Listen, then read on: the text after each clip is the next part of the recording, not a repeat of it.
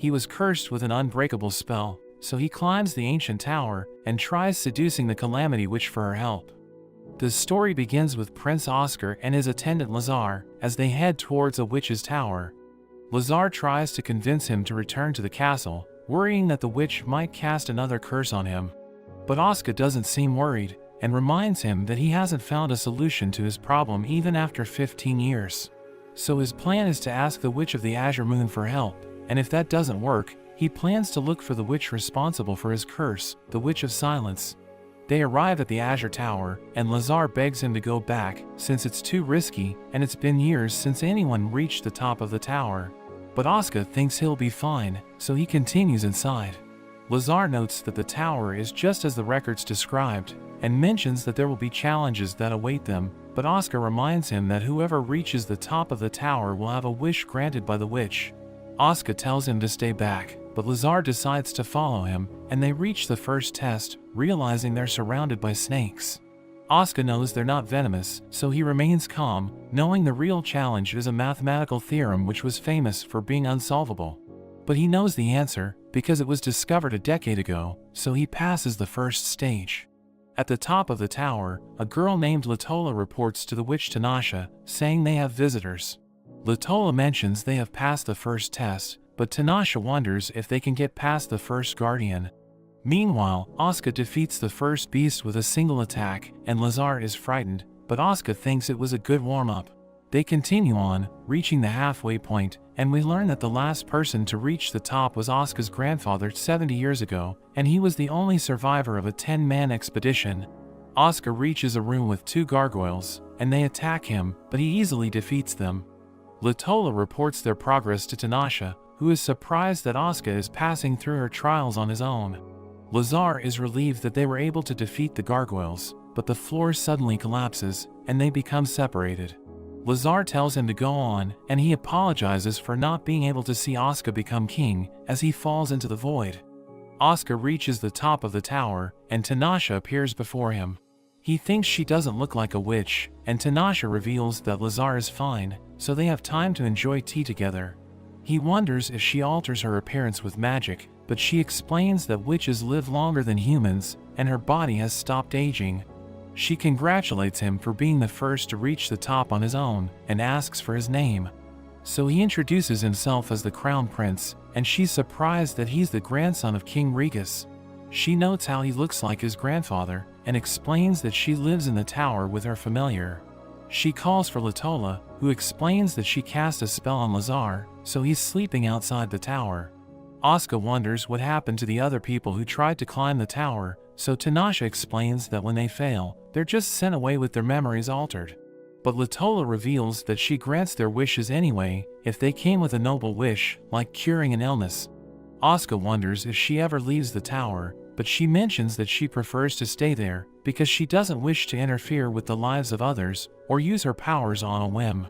Oscar wishes the Witch of Silence felt the same way, as he explains that when he was young, the witch cast a curse on him and his father, making them unable to have an heir. The curse causes their blood to destroy any womb it touches, so it means the end of their bloodline.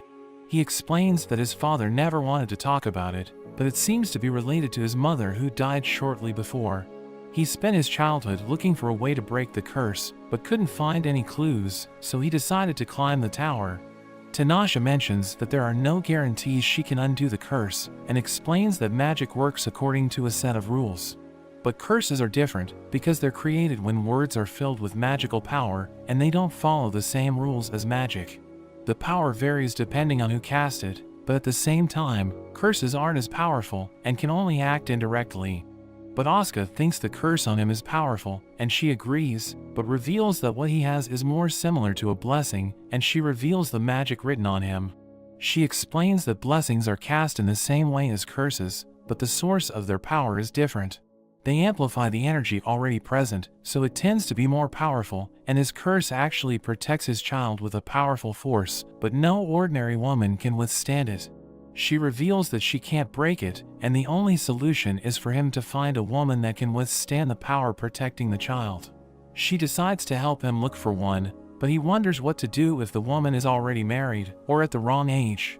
So she mentions that if she's married, he can't do anything, But if the woman is too old, she could help with magic, and if the woman is too young, he can just wait for her to grow up. But he has another idea, thinking she would be able to withstand the power, so he asks for her to be his wife. But she refuses, saying he has no riz, and thinking the royal council wouldn't allow a witch into the royal family. But he still insists, so she threatens to erase his memories, but he grabs his sword, and she recognizes it as a legendary weapon, which has full magical resistance, so she's powerless against it. She backs down, and decides to keep talking, so he mentions how she lived at their castle 70 years ago. She reveals that she lived there for a year teaching magic and cultivating flowers, so Asuka decides to change his request, and asks her to live with him for a year. Since she has no other choice, she agrees to leave the tower and become his protector. We see Lazar sleeping outside, and Asuka wakes him up, introducing Tanasha as the witch's apprentice to avoid suspicion. Asuka explains that she'll stay in the castle with him to try to eliminate the curse, and she uses her magic to create light for the horses. But he tells her that her magic won't be necessary, saying she just needs to be by his side. They arrive at the Farsa castle, where Tanasha casts a spell that protects Asuka from all external attacks. She explains that no human can break it while she lives, but he's still vulnerable to poison and psychological attacks. She wears her apprentice attire, and mentions that she left the tower to nullify his curse, but he insists that she just marry him, but she tells him he has El-Riz. Tanasha talks to Lazar, and wonders if there are other members of the royal lineage. So he explains that 15 years ago, there was a series of baby disappearances throughout the kingdom, and all of Asuka's cousins vanished, so there are no younger members of the royal family. We see two magicians lighting the chandeliers in the hallway, but a girl named Sylvia struggles with the spell, and a chandelier is about to fall on her. But Tanasha saves her, and a mage named Khan wonders how she did it without reciting the spell. She watches the generals Als and Mirdina as they fight, and she thinks Als is a capable fighter, but Lazar knows that Asuka is better than him. She wishes to practice sword fighting with them, so she fights Als, and he realizes that she's too good for an apprentice. Mirdina is suspicious of her, but Als thinks she's just jealous, so she pinches him. Latola suddenly appears, and she informs Tanasha of a problem. She goes to visit Asuka, and he wonders why she changed her clothes, so she explains that she'll be away for 3 days. So he tries to stop her, but she explains that she can go wherever she wants. He asks where she's going, and she notices that he's concerned, so she explains that she needs to go to the magic lake, where a beast was sealed 70 years ago. She reveals that there are signs of great magical power, so she wants to find out who's responsible for it. Asuka doesn't want to let her go alone, so he decides to accompany her, saying the lake is under his territories, and the council won't let her pass alone. He suggests gathering a group of soldiers, but she thinks that would hinder her, and reminds him that she only needs to protect him. But Asuka knows this, and wants to go anyway, so she mentions that he has 1 hour to get ready. At the lake, two mysterious people are certain that the witch will come, knowing she's looking for someone. Asuka gathers the team, and Sylvia is excited to see a dragon on Tanasha's shoulders, and she explains that she uses it as a ride when traveling alone. Asuka decides to put Tanasha in charge, telling his men to follow her orders, but she questions his decision, thinking he's a strange guy. She suddenly remembers the past, and realizes that there's no one left from the time she visited the kingdom. She notes that everything she knows is leaving her behind, so she decided to stay in the tower. They enter the portal and appear in the lands near the lake. They move forward, and Tanasha explains that 70 years ago, the neighboring nation invaded Farsa. The kingdom managed to push them back with its army, but the enemy used an enormous magical beast which broke free and devastated anyone in its path. In the end, she managed to seal it, but its aura contaminated the land, turning it into a lifeless place. She suddenly senses the presence of a mage, and he seems to know her, recognizing her as the Witch of the Azure Moon. She recalls that he was young the last time they met, but he explains that he has grown stronger, saying he's going to avenge his master, who was killed by Tanasha. He uses magic to attack them from behind, and Asuka manages to defend himself, but the others are hit, so he uses his own body to protect them with Tanasha's barrier. Tanasha attacks the mage, but he suddenly disappears, and Sylvia heals the wounded. Tanasha also helps, but they're afraid of her, because they know she's a witch. She thinks it's expected, so she changes the subject and explains that the magicians will try to break the seal as soon as possible because they've just been discovered. So she decides to go ahead, but Asuka stops her, saying he won't let her carry everything alone. But she reminds him that their contract is only for 1 year, so he should use her to solve his problems. She explains that this is nothing for her, and she promises to return to him, assuring him that she won't die. She mounts her dragon, and Asuka takes the opportunity to propose to her, but she rejects him once again and flies away. Meanwhile, the Elder orders everyone to break the seal, but she appears behind him, killing everyone in an instant. She realizes that the beast could cause problems, so she breaks the seal to eliminate it. The battle begins, and the beast attacks Tanasha, so she counters with a spell, but his mane protects him. She uses bombs to attack, but the beast keeps regenerating, so she uses a great spell to chain the beast to the ground.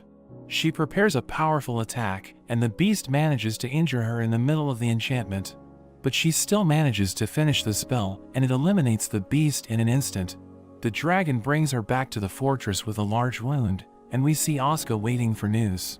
Sylvia reveals that the wound doesn't appear to be serious, because Tanasha was able to patch herself up. He decides to visit her, and sees her covering herself with a sheet, so she becomes angry, telling him not to come in while she's changing. After dressing up, she explains that she suffered severe internal damage, so she accelerated her growth to recover. She assures him that she's fine, but her appearance won't change back because she just paused her growth to maintain it. She tells him she was able to defeat the beast, so he thanks her for saving everyone. The next day, Tanasha receives news from her familiar, and she appears to be worried. Sylvia brings food for her and sees her cutting her hair, but Sylvia thinks it's a terrible idea, so she decides to help Tanasha. Tanasha wonders if Sylvia isn't afraid of her, and Sylvia recalls the story about how 5 witches destroyed a whole country in a single night, but she thinks Tanasha isn't evil. She wonders if there's something a witch doesn't know, and she admits that she doesn't understand Asuka, but Sylvia tells her they seem to get along well. Everyone already knows she's a witch, so Asuka officially introduces Tanasha in front of his father, saying he'll make her his wife. But she denies it once more, and mentions that she only came to eliminate his curse, explaining that it presents many difficulties, and it will take time to decipher, but it's only a matter of time. Asuka mentions that she must take responsibility if she can't lift the curse, and she becomes angry, so they argue in front of the king, and he also thinks they get along well.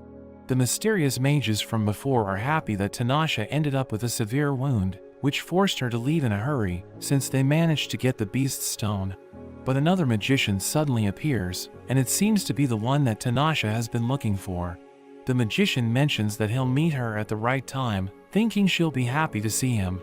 But the man mentions that he despises her in all versions of the story, so the magician becomes confused. But the man refuses to explain, and mentions that they're just spectators helping to make necessary events unfold. The magician refuses to let them go, and he threatens to attack them, so the man uses his magic to teleport the girl.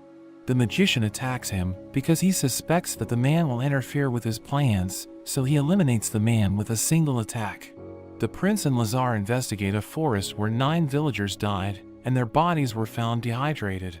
Lazar finds a plant that looks like a pearl, but other plants suddenly appear, and they try to strangle him. Asuka saves him, realizing that they're responsible for the deaths of the villagers. But a plant suddenly launches poison at Lazar, causing him to faint as Asuka notices a young woman watching them. Lazar wakes up in the woman's house, and Asuka explains that she gave him an antidote. She introduces herself as Lucrezia, saying she's the witch of the Forbidden Forest. She notices that Asuka has Tanasha's protection barrier on his body, and is surprised that he managed to reach the top of the tower alone. She wonders what he asked for, and he explains that he wants to make Tanasha his wife. Lucrezia is excited, but she mentions that it will be difficult because Tanasha has been using spiritual magic for a long time. Lucrezia explains that it's necessary to remain pure for spiritual magic, or Tanasha will have a hard time using it. But Lucrezia admits that she's powerful, so she believes that it wouldn't be a big problem for her. Lucrezia offers an aphrodisiac to help him, but Asuka declines, so she decides to give him something more interesting and plants something in his mind. He wonders if she wants to fight, but Lazar remembers that she helped them and thinks it's better if they just leave. Later on, Tanasha feels something strange in Asuka, so she wonders if he's sleeping well, and he confirms that he is. But he seems to remember something, and he doesn't understand what it is. Tanasha doesn't believe Asuka, so she interrogates Lazar, who confirms that he sleeps early. Tanasha tells the others that Asuka might have a lover, and explains that his life energy is fluctuating, saying she smells perfume on him. But the others explain that they didn't notice anything, so she realizes what it must be, and shakes the castle in anger. She decides to confront him, revealing that she already knows he saw the Witch of the Forest. He thinks it's not a big deal, but she explains that he was lucky, as she noticed the spell that was placed on him in time, and reminds him that psychological attacks can still affect him. She explains that he was hit with a spell that disguises itself as a lover in his dreams, stealing his energy little by little, and this could lead to death within a week. She explains that he forgets everything when he wakes up, thinking Lucrezia is a degenerate, since she made Tanasha the only one to smell it. She needs to enter his dream to fix this, so he goes to sleep, and Tanasha uses her magic to invade his mind. Asuka sees Tanasha by the bed, and she hugs him, but he's controlled by the real Tanasha, so she makes him strangle her. She begs him to stop, but Tanasha forces him to kill her, and he suddenly wakes up, but he's upset that she made him kill her in his dreams. So she makes it clear that it wasn't her, and it was the quickest way to get rid of the spell. She also thinks he should be ready to do that if necessary, and he wonders why she's saying this, but she just tells him to rest. Tanasha goes to confront Lucrezia, and she demands an explanation, but Lucrezia mentions that this was her way of greeting her after a long time. Tanasha scolds her, but she wants to talk about Asuka, and thinks Tanasha was cruel forcing him to do that. She finds him a handsome man, and suggests taking him, but Tanasha thinks it would be a bad idea to involve a witch in the royal lineage. Lucrezia tries to apologize, so she returns the fluids she took from the prince, because this might help break the curse. She also reveals that he likes Tanasha, as the spell takes the form of the person the target most desires. Tanasha goes to see Asuka, and they share an intimate moment as they apologize to each other. Asuka is training with owls, but he easily secures victory, so no one else wants to face him, but he sees Tanasha, and he asks her to fight. She refuses, as she mentions that she'll gain nothing from it, but he allows her to use magic, so she changes her mind. She wonders how strong he'll become, and thinks that maybe he could kill her, so she decides to accept the duel, and asks him to use his sword. He wields the only sword that blocks magic, and she attacks him with her spells, but it's just to create an opening to strike. Their match ends, and she heals him, as Mirdina remembers their fight. We learn that most magicians send swordsmen forward, and cast spells from behind, but Tanasha uses the sword to cover her attacks. Mirdina thinks she was actually testing the prince during the duel, and remembers how happy she was that he could avoid her magic. Asuka wonders if she went easy on him, but she explains that complicated spells require chance and concentration. He wonders if she wants to die, but she explains that she still wants to do many things, like lifting his curse. He thinks this is simple, saying she just has to be his wife, but she rejects him once more.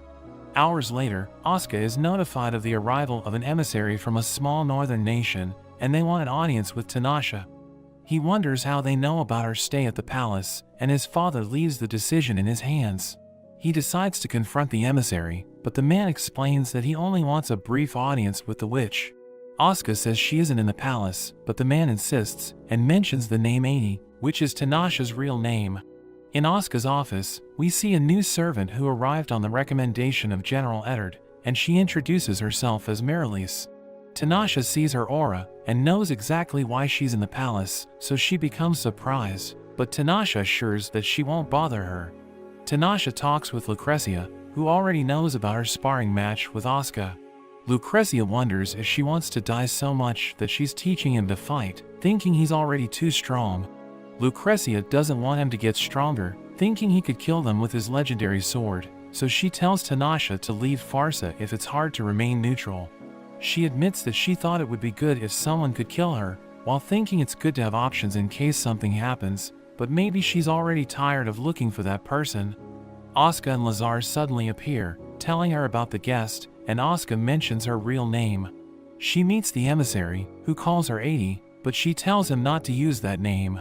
She asks him what he wants, and the man reveals that the nation of Kuzco has given rights to persecuted magicians, so they can now develop and use their skills, and they need her help to expand their knowledge further.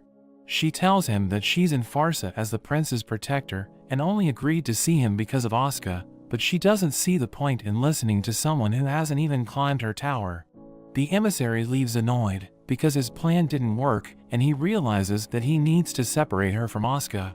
He sees Mirdina reading, and he comes up with an idea.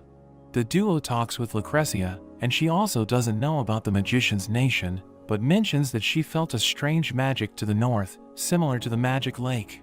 Mirdina suddenly tries to attack Tanasha, accusing her of being a deceitful witch of the hearts of men, and orders her to leave the country.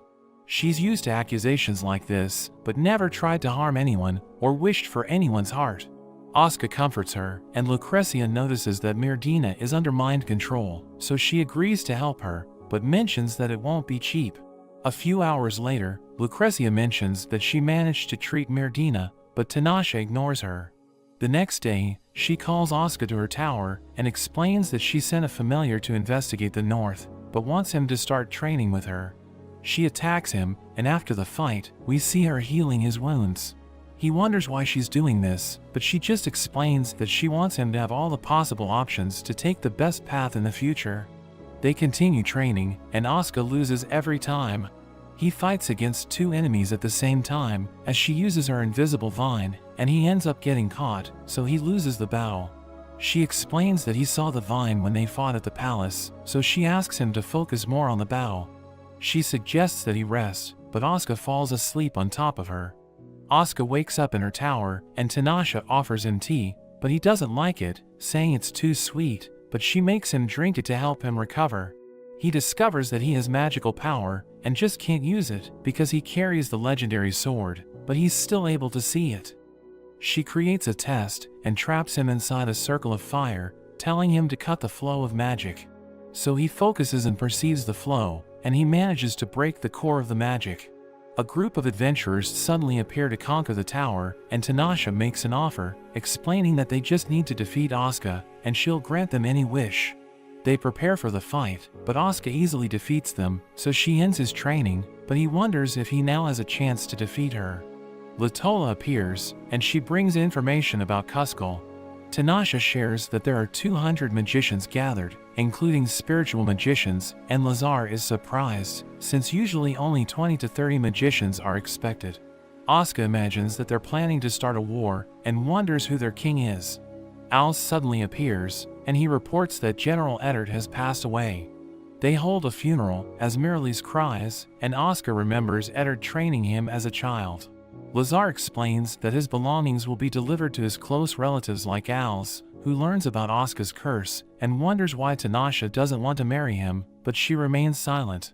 She explains that there's still half a year until the end of the pact, and assures everyone that she'll be able to lift the curse. She accidentally breaks a sugar bowl, and Asuka wonders if she can't fix it.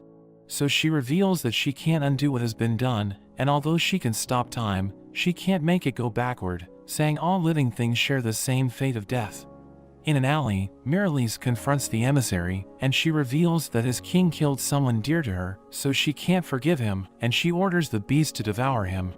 We see someone carrying Tanasha, as he calls her 80, telling her that something important is going to happen, but she feels sleepy. She suddenly wakes up, and finds Asuka worried about her. The next day, he's called by his father, who wants to talk about his future wife. He knows she needs to be a woman with great magical resistance, so he asks Tanasha to find one, and she reveals that Miralise meets the requirements. He learns that she has sealed magical power, but her magic exceeds that of a court mage, making her a potential wife. Tanasha explains that magic is passed down through the family line, and when one generation dies, their descendants inherit all the magic. Asuka rejects the proposal, but the king pleads with him to try to get to know her better. In the office, Asuka asks Miralise about her magical power, and discovers it was sealed twice, once by her mother, and once by a master. He's also worried because Tanasha hasn't appeared at the palace for a week, wondering where she's been. Meanwhile, Tanasha talks with Lucrezia in her tower, and she explains Miralise's situation. She thinks it's good that the prince has other options for marriage, but Lucrezia doesn't believe she's serious. After some time, Oscar enters the tower, asking Tanasha why she's been hiding from him. So she explains that she was busy trying to break the blessing placed on him, thinking it looks beautiful, and it helped her realize that love and hatred are two sides of the same coin. She explains that she finds this scary, but he just tells her to prepare dinner for him when she has free time. We see Tanasha having tea with her dragon in the palace, and Als arrives looking for her. He explains that he was reviewing Eddard's possessions, but he found nothing that explained his connection with Miralise, seeing her as a mystery. Tanasha mentions that when she arrived at the castle, she searched the entire country for a woman suitable to be Oscar's wife, but the only options were witches. He suggests that her grandmother was alive, and she inherited her magic later on. But Tanasha reveals that she didn't ignore age, and only witches have as much magic as her, so Als thinks she's hiding something. Tanasha wonders if she's after the royal family, or if she wants to get rid of her, but Miralise suddenly appears. Als has an idea, and she notices them kissing, but it's fake, and Tanasha notes that if her goal is the royal family, she won't do anything, but if she wants to get rid of her, she'll try to attack him. But the prince sees this, so he becomes angry and believes they're having an affair. He calls her to his room, and she wonders if something happened, but he puts a bracelet on her, which prevents her from using magic. He explains that he tried to wait for her patiently, but everyone has their limits, and he didn't bring her to the castle to hand her over to another man. He lifts her up, and she remembers her nightmare as he takes her to bed, but she loses control, and the room starts to break. He brings her back to her senses, and he apologizes for his actions, explaining that he just wanted to scare her, but promises it won't happen again. She finds out that Oscar beat Als in training, and he asks her not to keep secrets from him. She explains what happened, and he agrees that Miralise is suspicious. Tanasha suggests that she's being used by someone else, but didn't want to tell him because she thought Miralise is one of his wife options, so he scolds her. Oscar decides to summon everyone, and he makes it clear that Tanasha isn't by his side because she's his only option, but she's there because he truly likes her. So it's useless for other women to try to win him over, as she's the only one he loves, and he would always choose her. Tanasha is speechless, and he turns to Miralise, saying he doesn't intend to marry her, so they'll remove her from the job so that they can investigate her background. Tanasha feels that the castle's barrier has been broken, but she can't use her magic because of the bracelet. Miralise lets her disguise fall, and she's revealed to be the mage from before, who used the beast's stone to bring it back to life. She damages Tanasha's eye, so Oscar removes the bracelet, and she heals her eye, but asks him to leave, explaining that her blood weakens his magic barrier. The others protect the king, and Tanasha confronts her, but she still can't see with her eye. The beast appears, but Oscar doesn't intend to let her fight alone, saying he wants to show her the results of their training. The beast attacks him, but he blocks, and Tanasha attacks Miralise. She charges in, but the wolf stops her, so Oscar throws it away and declares that he'll keep it busy. She asks him to buy time and decides to retreat and use her enchantments. The prince manages to avoid the attacks, and he also kills the beast. Miralise prepares to attack, but Tanasha finishes her enchantment as she uses a powerful magic, which covers the area in darkness, but she lets Miralise escape on purpose.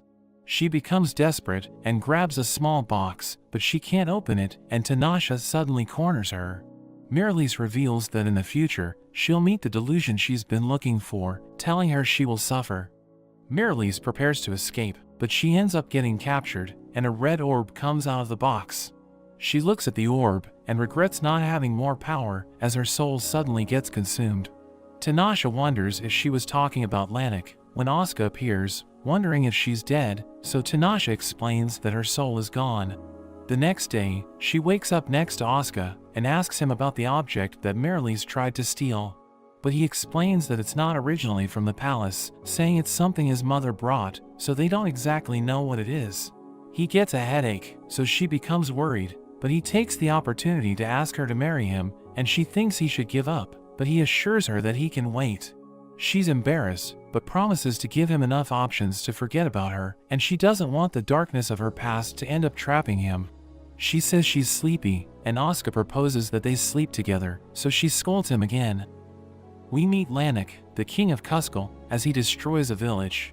He's reminded of the era he was born, and he mentions that the next step is to eliminate the 4 great nations. Tanasha finally finishes her spell, and her familiar tells her what Lanik is doing, as she wonders why he's doing this after 400 years. She goes to Asuka's room while he's sleeping, thinking emotions and power cause destruction. So she prefers to keep her distance from love, and she casts a spell, which causes light to cover his body. In the morning, Asuka wakes up surprised, realizing that his body is covered in marks. But Tanasha explains that she cast a curse on him to nullify the blessing of the Witch of Silence. She mentions that she finally broke his blessing, and the red marks are her blood used as a catalyst, so he thanks her before she leaves. Moments later, we see that Tanasha is annoyed because she doesn't want to go to the king's birthday ball.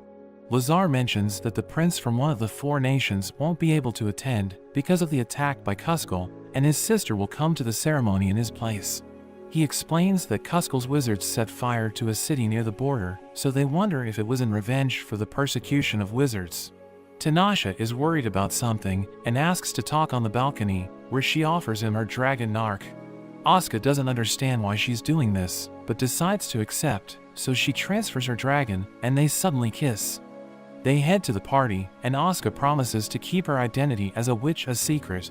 They congratulate the king on his 53rd birthday, and he later calls Tanasha to talk, as Cecilia, the princess of Tyre, introduces herself to Asuka. He asks her about the attack by Kuzcal, but she tells him there's nothing to worry about, and suggests talking about the matter in private. The king thanks Tanasha for lifting the curse, but she mentions that she was just fulfilling the pact she made with Asuka, and is happy that he can marry whoever he wants now. They see Asuka with Cecilia, so the king laughs, and suggests that Tanasha marry his son, but she becomes angry at him. She goes outside, and sees something that surprises her, mentioning Lanik. Asuka and Cecilia are alone, and she starts talking about her dress, but he doesn't appear to be interested in her. Tanasha suddenly appears, and she asks Cecilia to leave, because she has an important matter to discuss with Asuka. Cecilia is upset, asking him who she is, but he can't reveal her identity, so he introduces her as a mage. Cecilia tries to humiliate her for being a simple mage, but Tanasha threatens her, so she finally leaves. Tanasha is left alone with Asuka, and uses her blood to enchant him, as she mentions that she should have died 400 years ago, and she asks him not to fall in love with a dead person like her. She begins to leave, asking him to remember that the future of Farsa depends on him, and he tries to stop her, but becomes paralyzed. Lanik arrives, saying he's there to take her, and she's happy that he's alive, so she hugs him. He mentions that he founded Kuzcal for her, and wants her to finally become his queen. He notices Asuka's presence, but she introduces him as a man who made a pact with her. Lanik thinks he's dangerous since he wields the legendary sword Akasha, so he wants to eliminate him, but she stops him, saying Asuka isn't a threat to them because he's too weak. He becomes confused, and she explains that she already broke his curse, so now she must leave. He draws the sword to face Lanik, but she defends him, as Asuka realizes that he has a chance to defeat her thanks to her training, but notes that she's willing to face him for Lanik. They decide to leave, and Asuka is left alone frustrated, so he decides to go to the forest to seek answers from Lucrezia, but she suddenly appears, and tells him to spare the trip.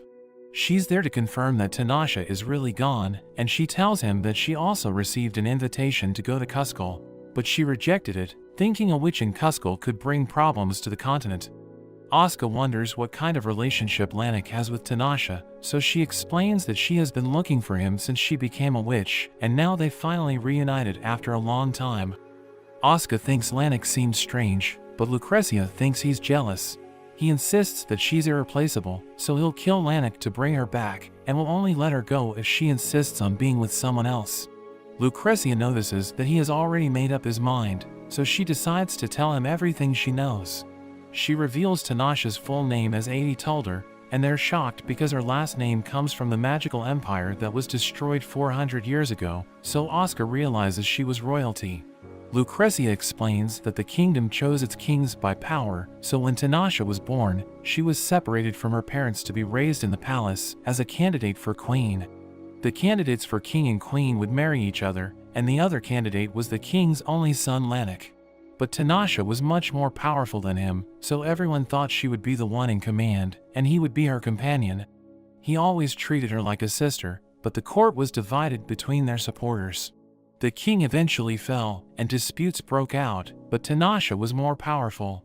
So Lanek's faction devised a plan to prevent her ascension to the throne and increase his power. When Tanasha was 13 years old, she suddenly woke up in Lanek's arms, with him taking her to a cathedral where he stabbed her multiple times in a ritual to steal her power. But Lanek suddenly loses control of the situation, and her overwhelming power creates a whirlwind, so he flees as she controls the magical energy. So things calm down, and her stomach is completely healed, but she spends 3 days agonizing without being able to move. The entire kingdom of Tuldar disappears that night, and the magic absorbs the souls of the people who died, creating 5 magical lakes across the continent. After she recovered, she became a witch and built a tower in the same place as the kingdom of Tuldar and has been searching for Lanek ever since. But Lucretia doesn't know why, and Asuka wonders what she feels for him. So Lucretia mentions that Tanasha deactivated his magical protection so that he won't become a target for Lanek, and also gave him her dragon, so the answer is obvious, and he decides to continue with his plan to kill Lanek and retrieve Tanasha. Moments later, the king explains that Kuzco declared war on the 4 nations, and his assistant mentions that Tyre sent 10,000 men to Kuzco. But they were wiped out, and Kuzco lost less than 50 wizards. At the same time, the 5 largest cities of Tyre were attacked, causing thousands of deaths. The buildings remained intact, but all their citizens disappeared, and it all indicates that Tanasha did this. So the king explains that the other kingdoms are asking for Asuka's help to get rid of her, because he's the only one who can defeat her. But he refuses, thinking they don't know the truth, so the king becomes irritated, and asks if he was enchanted by Tanasha.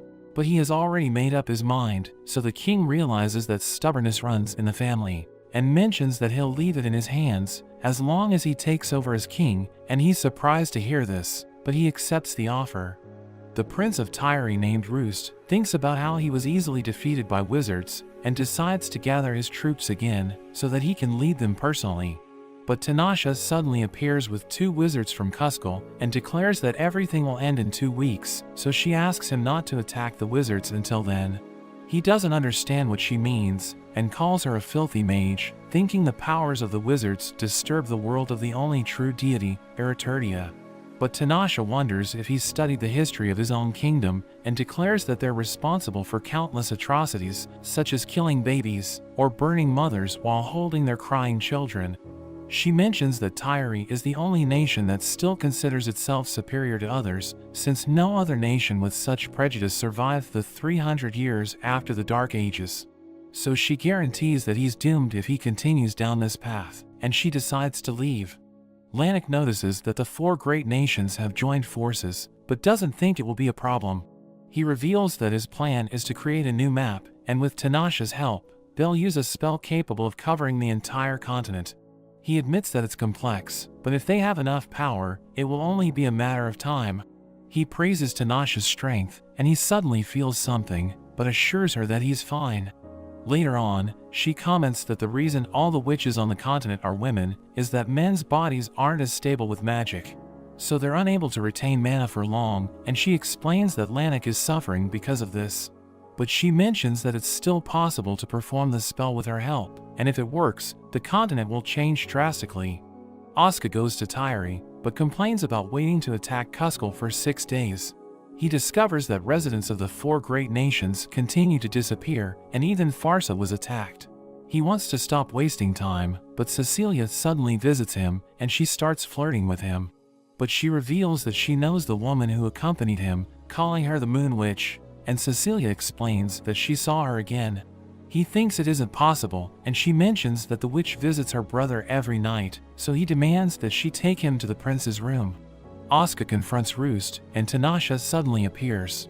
She's surprised to see him, and he asks her to return to him, but the other wizards take her back, since he's the bearer of Akasha. The next day, Asuka gathers the soldiers for the attack, and wonders why Roost was delaying the attack for 2 weeks. Lucretia appears after checking the villages, and reveals that the people didn't disappear, saying Tanasha placed barriers to hide them, so they're still alive. He's glad to hear this, but the leaders of the other nations find it hard to believe. The chief of the Kuzco wizards appears out of nowhere, and he wants to show them how Lanik will dominate the entire continent. He casts a spell on them, taking them to the ruins of the cathedral where Tanasha was stabbed. They're surrounded by the enemy, but Lanik has a proposal to make. He explains that the continent is infested with discrimination and conflicts, saying they can put an end to it, and warns that those who don't submit will receive divine punishment. He reveals that he'll have the necessary power with the help of his wife, as Tanasha appears. He holds her by the shoulder as he starts a ritual and orders the first lake to be born. We learn that the 5 magical lakes were formed from the energy of nature, along with the countless human souls from the explosion of power when Tanasha became a witch. Lanik's plan is to reconnect them through a composite spell, allowing him to monitor the entire continent and even control the weather at will. He connects each lake by name and forms his spell, but Tanasha expels him and she takes control. He asks her what she's doing, so she confesses that it took a long time to find him and almost cried with joy upon seeing him. But she explains that she was just using him, saying she needed him because he was the one who invoked the magical lakes, so only he knew their true names. She declares that the people he killed 400 years ago will be freed from the lake, and he orders her to be eliminated. But her assistants protect her, and Asuka also helps, so she tells him to buy time for her, saying she needs 10 minutes. The Kuzco wizards summon demons, and they break the soldiers' barriers, as the two forces clash.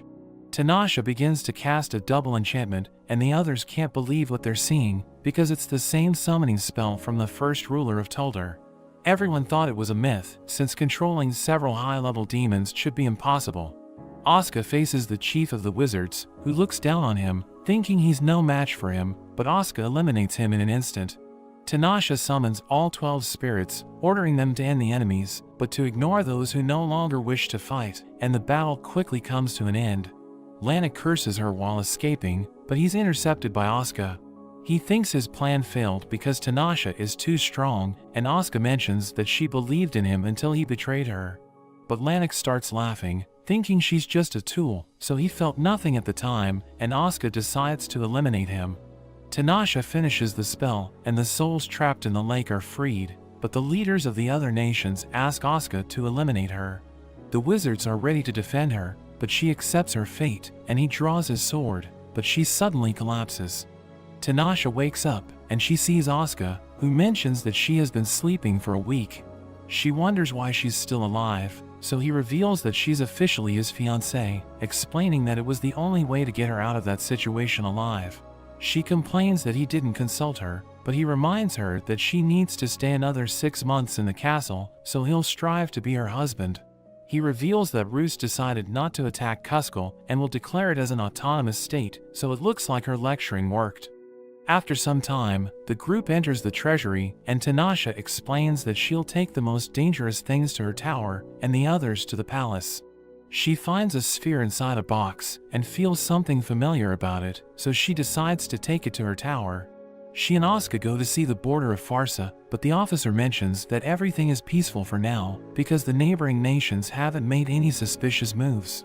Tanasha notices a group of children playing, so the officer explains that there was an attack on a village a year ago. But when they arrived, almost the entire village had been massacred by bandits, and they decided to rescue the survivors.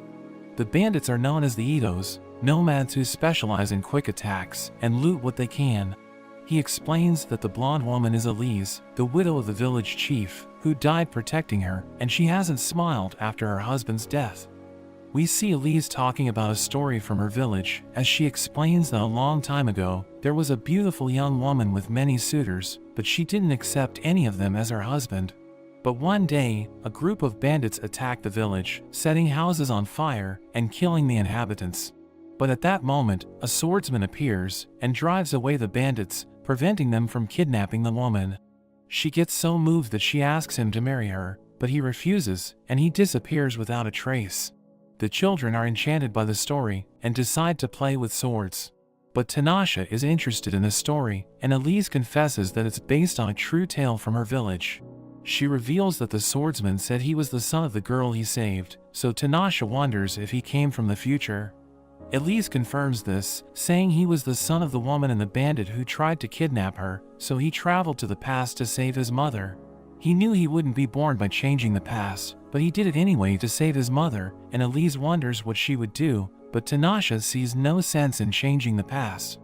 Later on, Asuka comments that they were only given one room for the two of them, and we see that Tanasha transformed herself into a cat, so that she doesn't have to worry about watching him all night.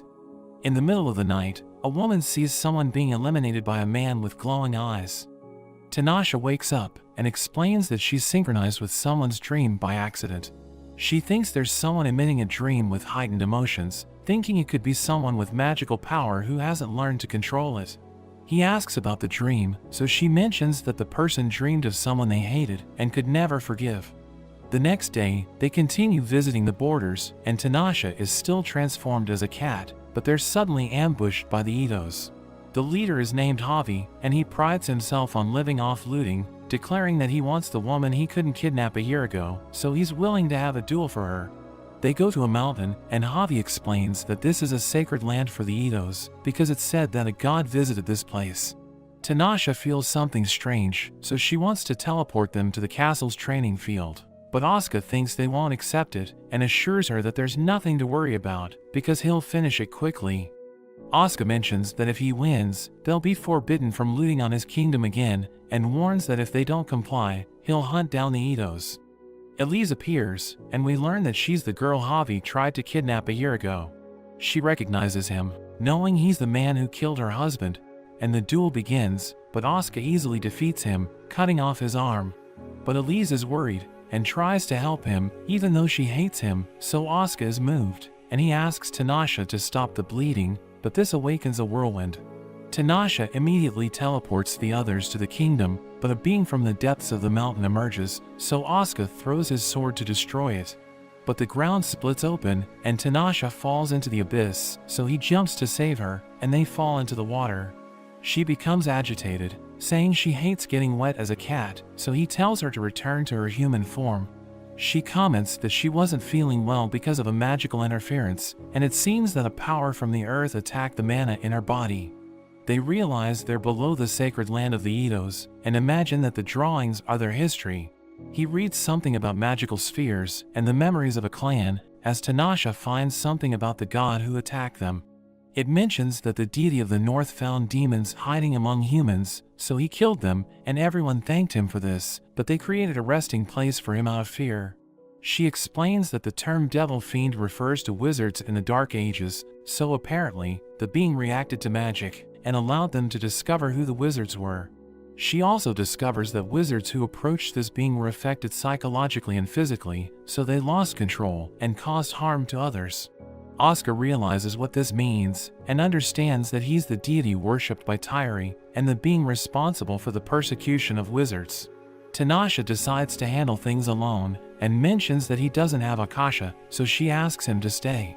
But he refuses, and decides to use a sword he found on the ground. Later on, they find Elise, but they realize she's possessed. Asuka tries to attack her, but the sword breaks instantly, and he notices that Tanasha doesn't seem well, as she explains that she's being affected, because part of her magic isn't innate. He realizes that it will be difficult to save Elise, and Tanasha thinks the being in the drawings was another possessed human. She thinks the only solution is to attack her with Akasha, and they notice that the sword fell nearby, but Asuka mentions that Elise would also die if he does that.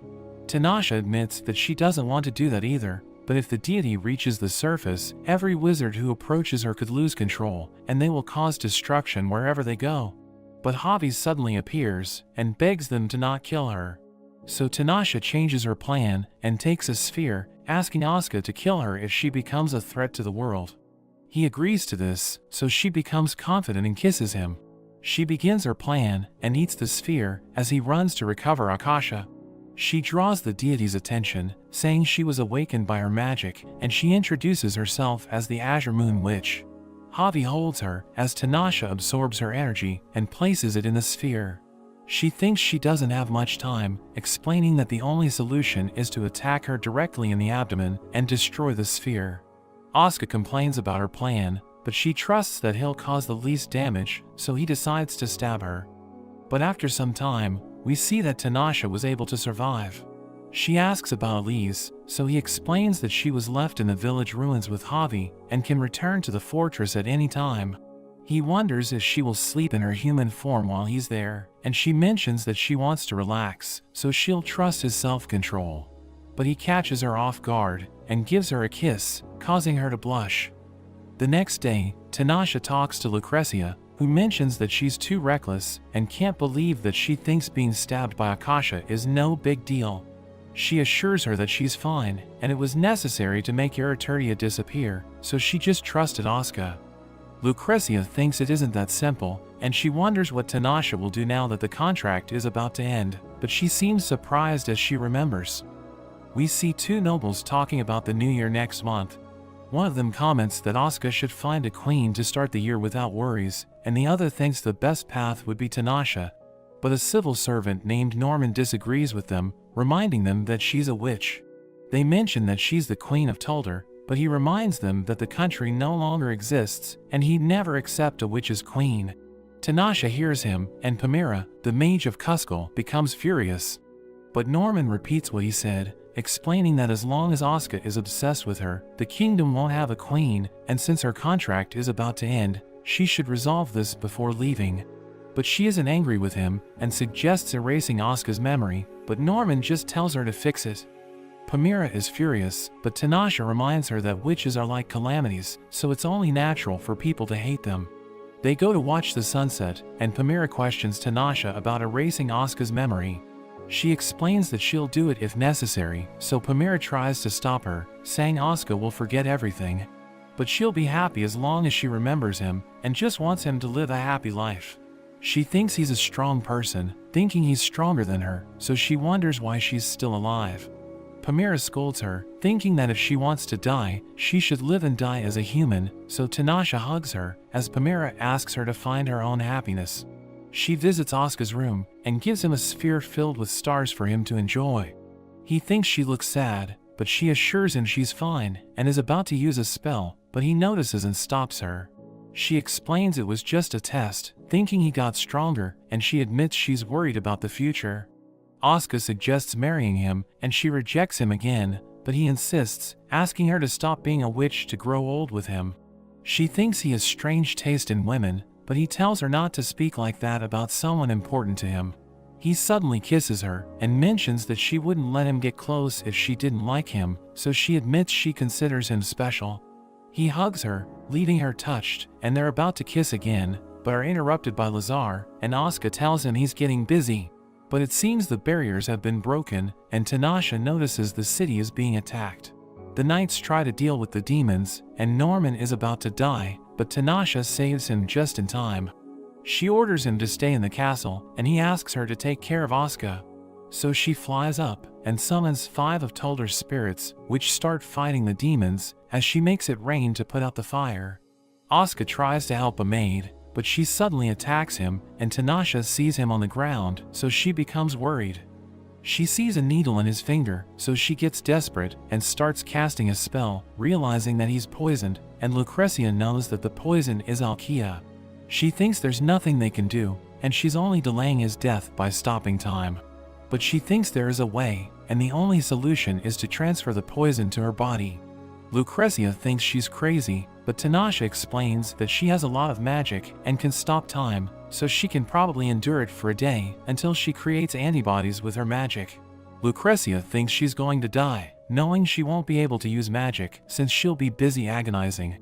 She explains that this is why she needs her help, and Lucrezia realizes she's determined to give her life, so she agrees to do her best. They tie her to a chair, and Lucrezia warns that she doesn't know how long it will take, so she might die from the pain.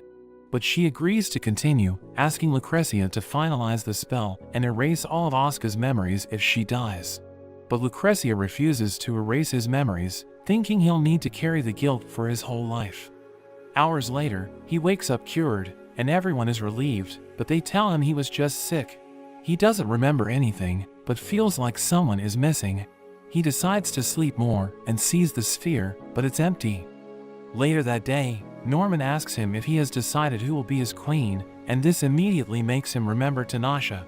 so he looks for her and finds a secret room, but Lucrezia is frustrated that he remembered so quickly. She shows him Tanasha and tells him that the poison was transferred to her body. Lucrezia thinks it's a miracle she didn't die, and mentions that she had been reciting spells for hours as she was suffering from pain, but she never gave up. He sees her wounds and remembers that it's all his fault. She later wakes up, and Lucrezia decides to take care of her wounds. She goes to see Asuka, and he asks her to take off her clothes so he can see if she's fully healed, but she refuses and wonders what he's thinking. But he asks what she thinks about him, so she mentions that he's her contractor and is somehow important to her. But he starts laughing and asks her to think more about things. Tanasha explains that she was confused by his laughter, but they mention that she's the only one who didn't notice. So they help her, asking her if she'd risk so much for another contractor, and she realizes that she wouldn't, so they explain that she cares about Asuka because she likes him. She's shocked to hear this, but everyone thinks she really is in love, so she goes into denial and thinks her only option is to kill him. She goes to his room, admitting that she doesn't understand what she feels, so she asks if she's in love with him. He wonders why it took her so long to realize, so he tells her to come closer, and they share a moment as she starts crying without knowing why, but she's happy to have met him. The two end up spending the night together, but it makes Tanasha weaker, because she now needs more power to use her spiritual magic. But Asuka mentions their marriage, saying it will give her the privileges of the royal family. She's unsure about getting married, and suggests just being his mistress, but he disagrees, because he doesn't want to keep her hidden. The next day, Tanasha talks about the New Year festival, knowing it will be held at the Eastern Temple.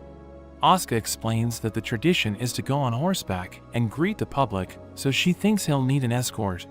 Latola suddenly appears and reveals that 5 children who seem to live near the castle are at the tower's door. We see the children trying to get in, so Tanasha appears, but they explain that they just wanted to know if it's true that in the north, it rains ice instead of water. She realizes they're talking about snow, and can't believe they did something so risky just to hear about it.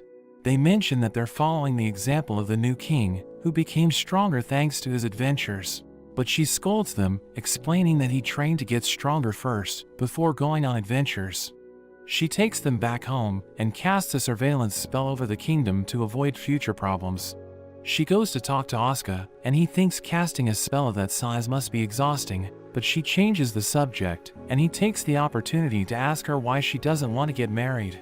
She reminds him that his magical power was sealed, revealing that he has an impressive power, and it was likely sealed when he was still a child. She explains that if she has a child with him, it will surely be a powerful mage, and if it's a daughter, she might be a witch from birth. She thinks he inherited the legendary sword at a young age, so that it could block his magical power, and his power was probably sealed by his mother or someone close to her. He wonders why this is a problem, and comments that her power has helped countless people, but she reminds him that it has also taken lives. He thinks they can teach their child about his power and the value of life, asking her to give their child a chance to be born. The time for the festival arrives, and Asuka follows all the ceremonial acts, with Tanasha accompanying him, separating herself from the others. On the way back, Tanasha realizes they're being watched, so she summons lightning, but she notes that the enemy was able to escape. She also notices the children from before, so they reveal themselves, and she takes them with her. It starts raining, so she creates snow to protect the children, as Asuka thinks about how beautiful the world is whenever he's with her. The two appear together to celebrate the new year, and after that, Tanasha mentions that it was stressful. Asuka tries to pamper her, but she asks for time to think about the marriage until their pact is concluded. Asuka reveals he talked to his father, who confessed that he also married for selfish reasons, so he'll let them do as they wish. We see the witch Leonora, as she talks about Tanasha, and she's told that Tanasha's power has weakened, so Leonora wonders if she's slept with the prince, thinking it's reckless, because she almost died the other day. A few days later, Asuka receives details about another celebration, and he doesn't want to attend it, but he realizes that several problems have arisen there, so he realizes he needs to go. He decides to take Tanasha with him, and suggests taking Pamira and Sylvia to help her dress up. But she refuses, explaining that she doesn't want to make another public appearance, and just wants to be his protector this time. Lazar reminds her that everyone in the kingdom already knows who she is, but Asuka allows her not to attend, as long as she lets him know where she's going. They go to Gadana, and Tanasha reveals that she has been there before, because she was once asked to eliminate a demon there. She decides to stay close enough at the ball, so he just needs to call her if anything happens. At the celebration, the superior demon Travis approaches Tanasha, noting how much she has grown. He mentions that he would also want Asuka for himself if he were a woman, but she asks him to stop being creepy. He reveals that he's now the Duke of the country, and also acts as the guardian of a princess named Aurelia, who suddenly appears, scolding him for hitting on people, and she apologizes to Tanasha for his behavior. He explains that they're old friends, and he tries to provoke Tanasha by saying he wants to see her future child. But she explains that she doesn't want to have children, which is why she's unsure about getting married. He thinks she's afraid her child will be born as a witch, but Aurelia tells her a child comes with worries and joys in equal parts, and advises her to allow her child to be born. Aurelia apologizes for speaking too much, and takes her leave, but Tanasha is shocked by what she said. Travis reveals that she was born with a strange power she didn't want, so Tanasha feels bad for her, and understands what she meant, but he asks Tanasha what it's like to be scolded by a girl 400 years younger than her. Tanasha and Asuka bathe together, and he reveals that the princess of Yarda disappeared near the border with Gadana, causing internal strife at the court, and even preparations for a war. But he changes the subject, and pulls Tanasha into the tub. He asks her who she was talking to, so she explains that he's the Demon King, revealing that he's the one she was supposed to eliminate the first time she came to Gadana. Asuka is a little jealous, but she explains that he isn't interested in witches, and he was actually curious about him.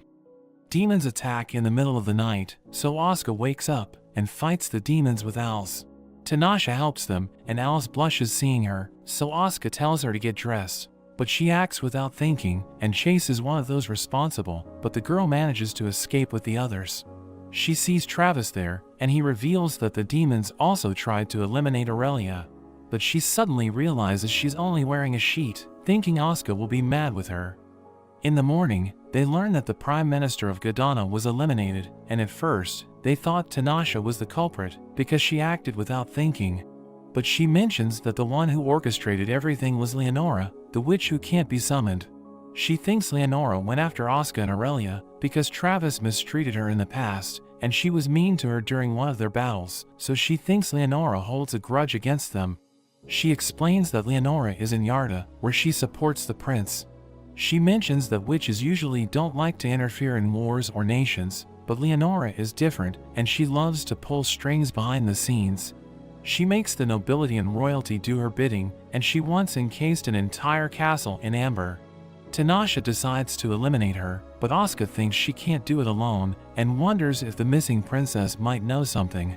So Tanasha tracks the missing princess to Yarda, and discovers that she's hidden in a sandstorm within a fortress. They get inside, and Princess Nephili introduces herself, but blushes as she sees Asuka. He makes it clear that his kingdom doesn't intend to publicly intervene, so she must keep it a secret, explaining that he's an expert when it comes to dealing with a witch. They reveal that the princess's brother was deceived by Leonora, and Tanasha suggests undoing the sandstorm to draw her out of hiding, thinking she'll come on her own once she discovers they have made contact with Nephili. Tanasha thinks it will be easy to defeat her since she's too impulsive, and confesses that she visited the Yarda court before coming, which shocks everyone. Asuka scolds her, thinking she's the one that's impulsive, but she explains that she's afraid the civil war might not be stopped, even if they defeat Leonora. She wanted to ensure this wouldn't happen, so she took the liberty of transporting all the faction leaders to the borders, sealing the mage's magic, and delaying the army by giving them laxatives. He thinks she's ruthless, but she reveals that she also cured the king who was sick, and had a small conversation with the princess's brother Savas, who seemed to regret his actions. Everyone's surprised, and she mentions that they now have more time on their side, planning to end Leonora this time. They prepare to face Leonora, and Asuka wonders what happened when Tanasha faced her in the past. So she reveals that she won, but asks him to deal with a man named Unai, explaining that Leonora made him absorb a demon, so he now has superhuman strength. He assures her he can handle it, but tells her to stop acting on her own.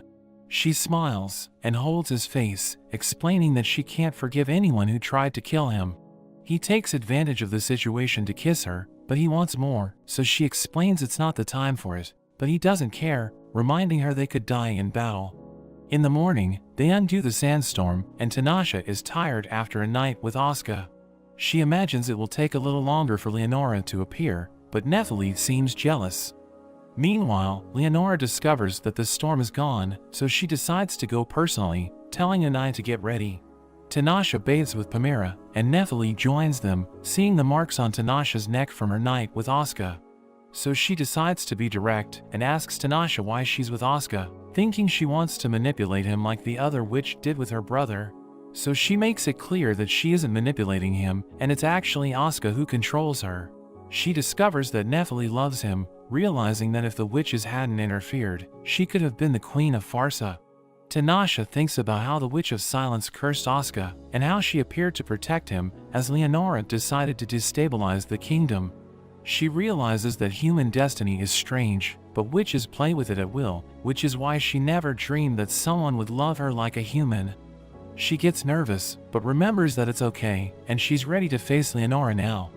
The war begins, and Tanasha gives Asuka a ribbon, which will notify her if he pulls it, and she can be at his side in an instant. He asks her if she wants to be his wife, expecting to be rejected once again, but this time she finally accepts, so he and the others are shocked, and Asuka jokes that now she must win. They fly over the battlefield, and Leonora approaches them, so Tanasha confronts her. She tries to humiliate Tanasha for being a spiritual mage who lost her purity, but she explains that it gave her the chance to change her spells, saying she'll live her life as she wishes. Asuka fights Ani, cutting off his arm, but we learn that he doesn't only have superhuman strength, because he can also regenerate. Leonora believes she's superior for being a pure witch, and she invokes the castle she trapped in amber. Tanasha tries to cast a spell, but it's suddenly stopped by butterflies, and she realizes that Asuka is inside the amber castle. Leonora charges her attack against Nephili's fortress, so Tanasha tries to stop her, but she gets caught in an explosion. Asuka continues fighting Ani, and Leonora sits on her throne, thinking she has won the war, but Tanasha suddenly appears, and we see that only her arm was injured in the last attack. She gathers all her power to attack Leonora, and she's about to eliminate her, but her ribbon loosens. So she puts her anger aside. She goes to save Asuka, and Leonora also appears beside Ani. She accuses Tanasha of becoming an average woman because of a man, but she explains that he's the reason she wants to be a decent person. She knows that Leonora gets stronger the longer she stays inside the castle, so she decides to attack, but Ani stops her, and Asuka advances to deal with him. Tanasha blows Leonora out of the castle, but she instantly regenerates from the damage. She charges back in, telling Tanasha her attacks are useless while they're in the castle, but Tanasha tries again. Leonora casts her own spell, but Tanasha suddenly disappears, and Asuka stabs her with his sword. The sword blocks her regeneration, so Leonora falls, and she realizes Tanasha's switched places with him as Tanasha finishes off Ani. She ends up dying, and the castle disappears, as the demons are also eliminated, and everyone realizes it's over. After that, Travis appears, and tells Tanasha that he'll keep his promise not to touch the kingdom of Farsa, as long as her blood runs in the royal lineage. They return to Farsa, and Tanasha decides to live in the castle until she dies as a human. The people talk about her, and they can't believe how beautiful she is, because they thought witches were ugly. Tanasha sees the Witch of Silence in the crowd, but she uses telepathy to explain that she just came to see who the bride was. Everyone gathers for a ceremony, as Tanasha kneels before Asuka, who grants her the rights to be the new queen, and takes her as his wife. She swears by her name, and accepts him as her husband, mentioning that she is now his witch, and he is her king. She jokes that he finally managed to get his wish, and they laugh together, as she declares that she loves him. They return to Tanasha's tower, where Asuka helps her organize her things. He sees a necklace with blood, realizing it's from the ritual, and he also notices a blue sphere, thinking it looks familiar. It begins to glow, and Tanasha tries to stop it, but she fails, and he disappears. He ends up in a field confused, and we learn he's been transported to the past.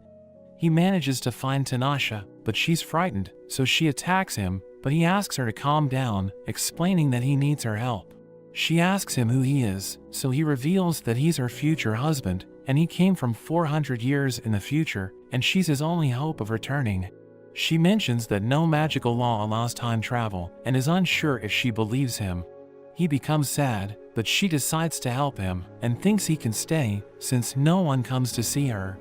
He's grateful, but tells her she shouldn't trust strangers so easily. In the morning, Asuka discovers that despite being a candidate for the throne, Tanasha prepares everything herself. But she thinks it's better this way, since she could be assassinated at any moment. He drinks the tea, and notices it has the same taste from when he climbed the tower. He thinks about the ritual, and asks about her birthday, so she tells him it's 6 months away, so he realizes that if he stays, he can save her from her tragedy. After that, Tanasha asks Asuka about the object that sent him there, and he mentions that it looked familiar, but isn't entirely sure why. She notices his sword, and he mentions that magic doesn't work on it, so she's surprised, thinking Akasha was the only sword with that ability. He tells her it's the same sword, so she realizes he's part of the royal family. He suddenly remembers why the sphere looked familiar, because it's identical to the red sphere found in his kingdom, which belonged to his mother, but the one in the tower was blue. She suggests going to Farsa to find the sphere, but he explains that it was from his mother, so it shouldn't be there at this time. He thinks the blue sphere came from the Tulder treasury, but she mentions that entry to the treasury isn't allowed without the king's permission, and he smiles, as he thinks about how it took her a while to get used to him. At that moment, she notices the complex curses and blessings on his body, so he explains that someone placed a blessing on him when he was a child, and he needed a curse to cancel it. She's interested, and asks for his blood to analyze it. She mentions that she loves research, and everything is worth trying once, so he asks if she has ever thought about training with a sword, thinking it will be useful in the future. So they start training together, and Tanasha also researches Asuka's blood, as they spend the next few days together. She plays with Nark, who also seems to recognize her, and she remembers that Lanik is about to arrive, so Asuka is worried. Lanik gives Tanasha the necklace, and before he goes, she asks for permission to go to the treasure room. She later tries to talk to Asuka about it, but he gets angry, and asks her not to get close with Lanik. But she notes that he's the only family she has, and has always been by her side, so she doesn't accept Asuka's speaking ill of him, mentioning that she has no one else besides him. Asuka hugs her, while she's terrified of ending up alone, and thinks about how she only wanted to see her parents, and be a normal child. She continues crying, so he consoles her, promising that she won't be alone in the future, because he will find her, and they will finally be happy together. The next day, she seems calmer, and explains that Lanik agreed to go to the treasure room with her, and Asuka thanks her for her help. She returns from the treasure room, revealing that she found the blue sphere, but couldn't take it with her, so she cast a spell so he could enter the room.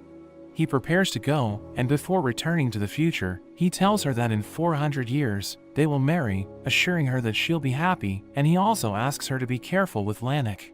Asuka goes to the treasure room, and finds the sphere, but questions why he returned to the past, thinking it was to save Tanasha from her tragedy, and he realizes that 400 years is too long for her to wait to be happy. At the same time, Lanik is about to stab Tanasha, but Asuka suddenly stops him, and reveals his true intentions to her. Lanik orders the mages to kill him, but he defeats them, and Tanasha also helps him. Lanik is obsessed with gaining power, so he tries to use himself as a vessel, but his body isn't able to contain all the power. Tulder is about to be destroyed, but Asuka asks Tanasha to trust her power, and absorb the magic to save everyone. She manages to absorb it all, so he congratulates her, but confesses that he lied, saying that he came to save her, so they won't see each other again. He realizes there's no place for him to return to, since the future is now different. He thinks about the story where a woman was saved by a time traveler, who was actually her own son, but he disappeared in the end. He notes that the world follows only one path, and if you travel through time, it changes the past, and immediately creates a new story. So when he activated the sphere, all his future disappeared, and the only thing he can do is rewrite history. He explains that he has already fulfilled his role, so he will now disappear. But he doesn't regret making the decision, and confesses that he's happy with the time he spent with her, telling her he will always love her. But that's where this video ends. Remember to like and subscribe to the channel. Thanks for watching, and I'll see you next time.